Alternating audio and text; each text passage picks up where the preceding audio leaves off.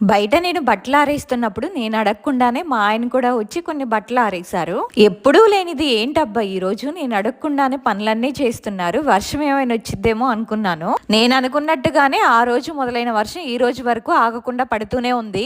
మనకేదైనా కావాల్సి వస్తే మనం ఎలా కాకపడతామో వాళ్ళు కూడా అంతే. మ్యాటర్ ఏంటంటే December 5th పుష్ప 2 మూవీకి ఫస్ట్ డే ఫస్ట్ షో తన ఫ్రెండ్ తో కలిసి వెళ్ళాలని నన్ను కాకపడుతున్నారనమాట. మరి ఇంతగానా అని డౌట్ వచ్చిందా? అసలు మ్యాటర్ ఇక్కడే ఉంది. పుష్ప 2 మూవీ మన ఇద్దరం కలిసి చూద్దాము, బాబుని కూడా థియేటర్ కి తీసుకెళ్దామని 1 month ముందు నుంచే నేను అడుగుతూనే ఉన్నాను. ఎంత నన్ను కాకా పట్టినా అలా ఎలా నేను ఒప్పుకుంటాను?